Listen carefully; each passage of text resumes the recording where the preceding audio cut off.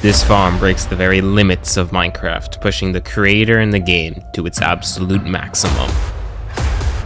Reaching speeds of over 150 times the average mob farm, this EOL utilizes slice portals to provide the fastest single stream of mobs. However, making a farm of this scale is easier said than done. And with my goal of completing this in only 2 months, the question is, will I be able to survive without completely losing it?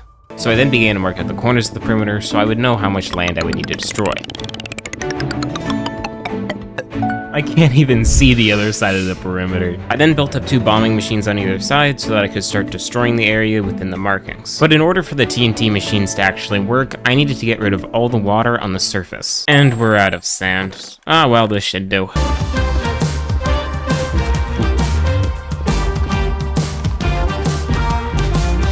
And this area is looking great now. We can start running the machines and digging out the entire perimeter. And there's 1 and 2. Sweet. Yeah, this wasn't very fun. A lot of water. Pretty slow, too. Pretty slow.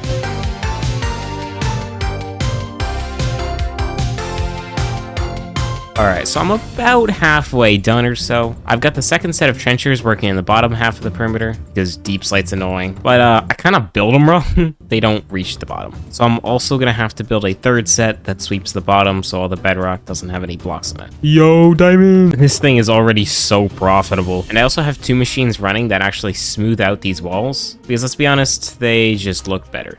And my job right now is just to fly around and get all the lava that appears.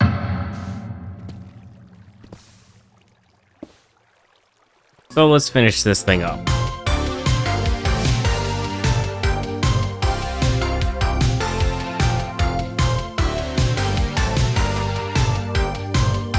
Alright, so now that we've got nearly all the blocks gone, the hole's looking pretty good. But now we should focus on the bedrock.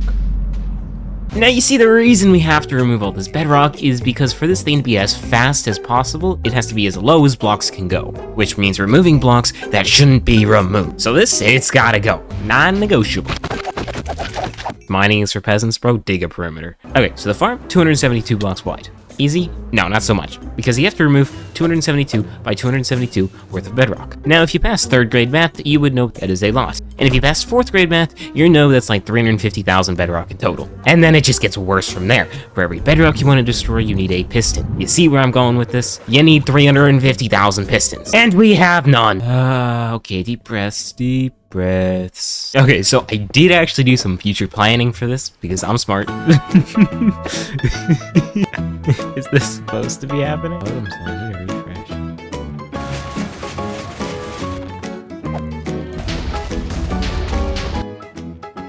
And so there should be... Oh, that's plenty of redstone. And if I just yoink some shulkers from the input of the raid farm and put them in the cobble farm... Oh, what's wrong here?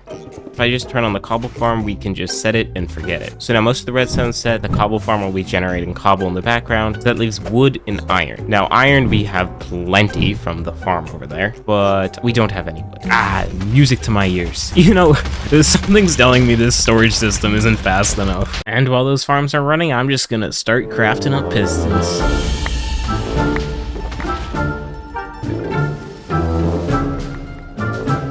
Yeah, you bored? I was pretty bored. I had to do this for like 3 days too, so yeah. But now I could finally start removing bedrock.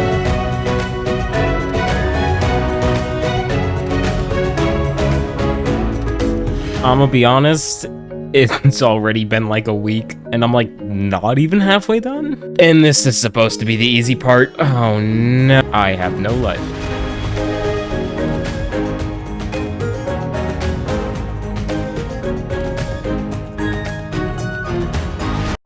So I have a hole now, 2 weeks later, but this thing will provide the maximum spawning rates for the farm, making it the fastest. But before building the actual farm, I need to build the collection system, because otherwise we're just gonna have millions of mobs getting puked into the nether without any sort of containment. Hold up, just gotta fix up the pickaxe. Now, you see, most collection systems are above the bedrock. This guy, and that fellow over there. But I want mine below the bedrock. This is the location of where I need to build the collection system. And I want to build it below the roof because I thought it would be funny if the portal was up here and then they fell to their doom through the roof. So I gotta remove more bedrock.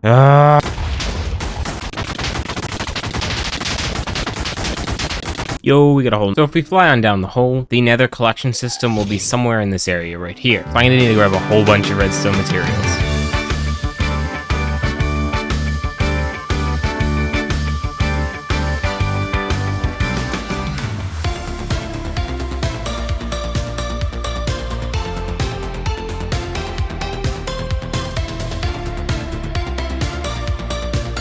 Now what I built here is the update suppressor, which enables us to slice portals. Now I want to take the bottom couple blocks off of it so the mobs just fall straight down this hole. To do that I need signs. And now all I have to do is connect the rail lines to the obsidian using these signs. And it kind of looks goofy, but it should work. Now if I turn on the machine, tap the thing twice, and break the obsidian. Yeah, that works. Now we just gotta do the other two. The heck? Oh, now we've got two of them floating. And so now that I just removed those 3 blocks, I can remove the entire update suppressor again. I'm just gonna leave that sign there because it's kind of funny. And I do actually need a spot to get down to the storage, so if we fly down here, we've just got a whole bunch of chests and the smiley face at the end of the hallway. By the way, this hole took absolutely forever. Don't mind this much bedrock manually. So now it's about time to actually get started on the e-wall itself. Oh, and by the way, I'm racing my friend Mello to 100k subs. He's at like 60k, but if I hit it first, I'll throw 45 meatballs at my black. Yeah, that's all I had to say. Now this thing fills up pretty much this entire area here. So to build all those portals, I'm gonna need a ton of obsidian. But I think I might know where I can find some. Holy, that's a lot of obsidian. I think this should get us started though. Now, with all the obsidian collected, I need one more thing, and that is around 15 or so shulkers of black stained glass. And so we do have some glass in here, but it's not black. And I think one of these guys is a wither rose farm. Maybe this one? Nope. Maybe this one? Oh, yeah. So we've got a wither rose farm here, which is good and all, but I believe it's broken. Go on to... Another person on the server recently needed a load of black dye, and I'm pretty sure they modified the Guardian farm to be able to farm black dye. Now, he said he made an extra storage for the black dye. No, that's a whole lot of rock cod, though. Okay, almost a shulker. We do need, like, another shulker, though. Alright, we'll just shove the glass in here and put that on hold for now. I just remembered that I needed, like, 40 shulkers of terracotta. Plenty of terracotta for pickings here. And now I just gotta cook it up, and we can start building. Yeah, I forgot you need to dye this before melting it.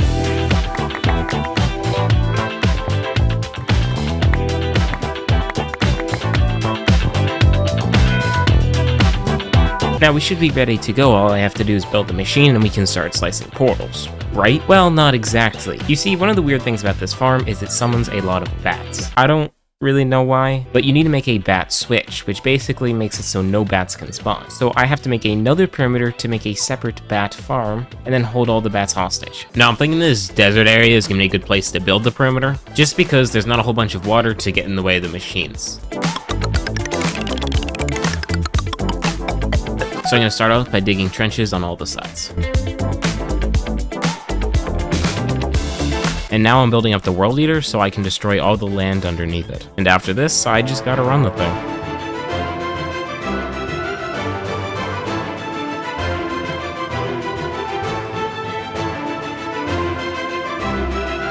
And there we go, look at that, a nice new perimeter. Now before constructing the actual bat switch and the decoration to surround it, I do need to get rid of this mess. Like, the machines literally flew into the wall. TNT, baby!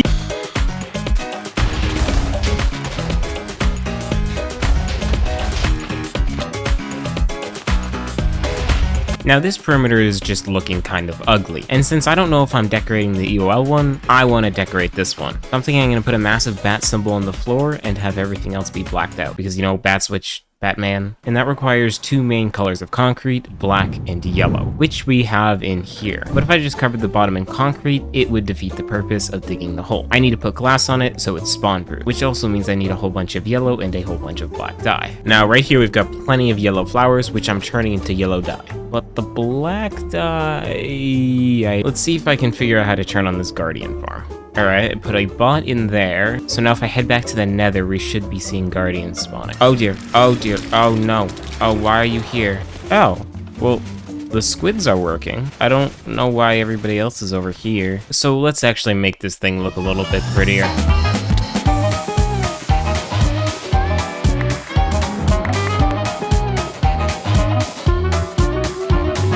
Can I help you? What the heck?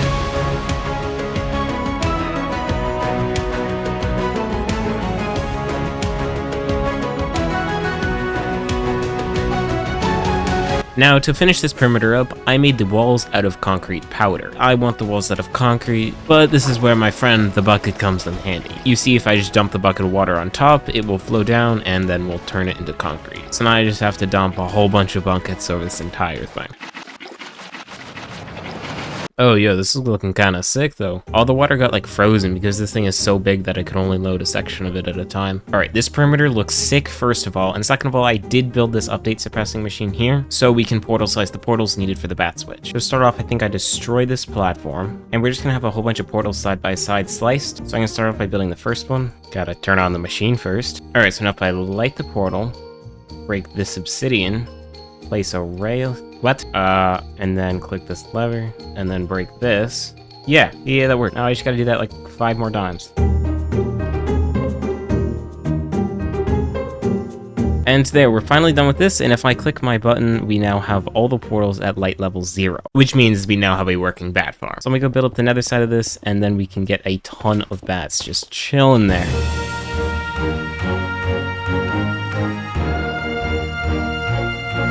And with that all said and done, we can actually move on to the EOL itself. In order to start portal slicing, I need to build up a floor, and then put a massive roof over this, as well as actually build the machine. And there are a ton of bats down here. This would be absolutely sick, so let's just get started.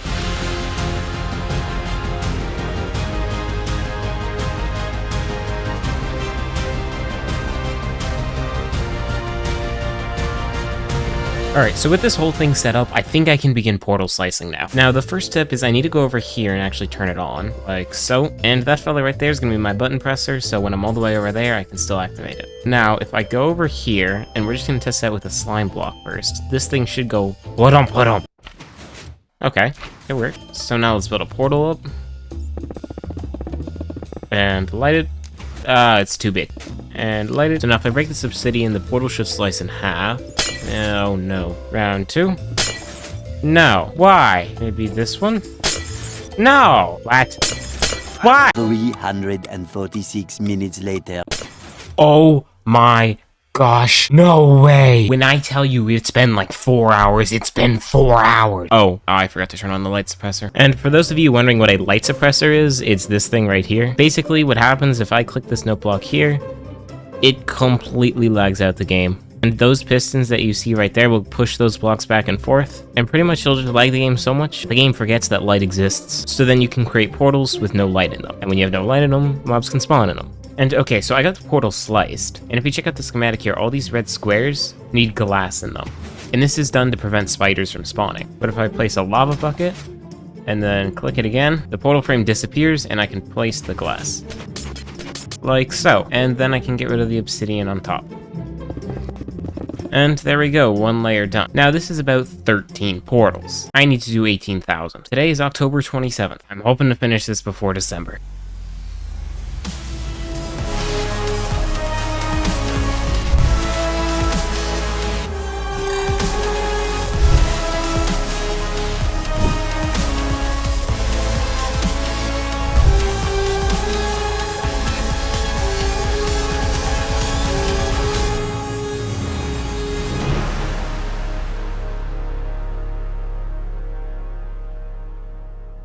So now you may be asking yourself, well, are we done now? No, not even close. Now, if you want to see the endless stream of mobs that will be coming soon, we first have to do a bit of cleanup work. But I think this part is for the editing. This is feeling much better already. But if you remember earlier, I got some glass. Well, part of the glass anyway, I just chucked the rest in a chest. But that's to go around here, but we're gonna put the glass as rings around these portals, and then outside the glass we're gonna put turtle eggs. And that is because these are nether portals, so pigmen will spawn in them, and unless they walk off into the void, they're just gonna fill up the mob gap. Also, look at this beauty, all light level 0s. Yeah, maybe I shouldn't have left this for later.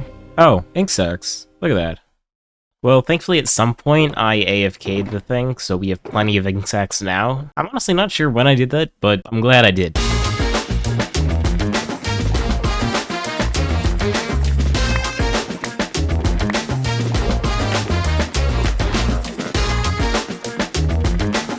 Alright, so now look at the schematic.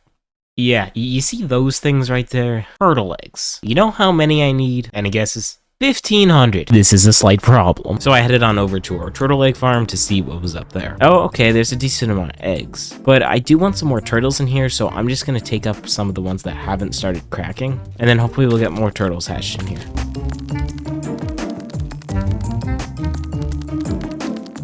Okay, so then if I have the bot turtle here, he's got seagrass in his inventory. So now if he just goes back and forth, I have turtle eggs for life. Yo, look how many baby turtles there are.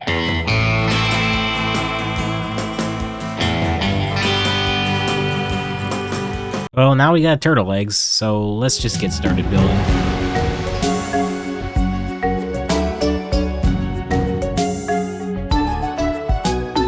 So now the last thing I need to do is fill up all these shulker loaders. There's 146 of them. This is gonna take a while.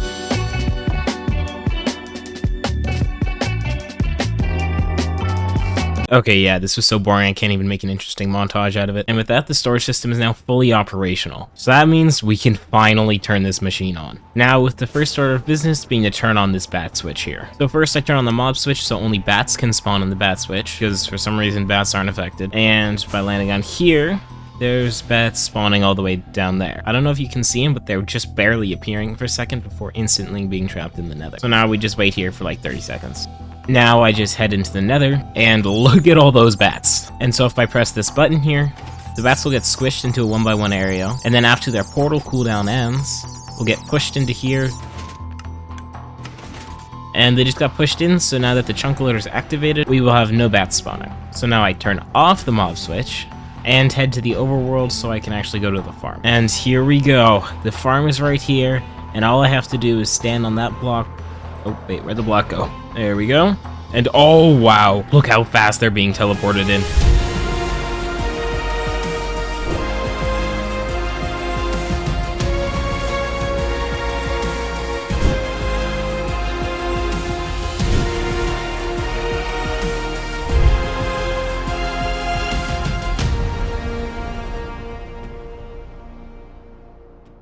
So yeah, it's done. Look at this. It's looking pretty sick. And after a short AFK session, we have more than enough gunpowder. We also have quite the collection of rotten flesh. And a whole bunch of bones, too. Yeah, this took absolutely forever. If you could sub, that'd be nice. Bye.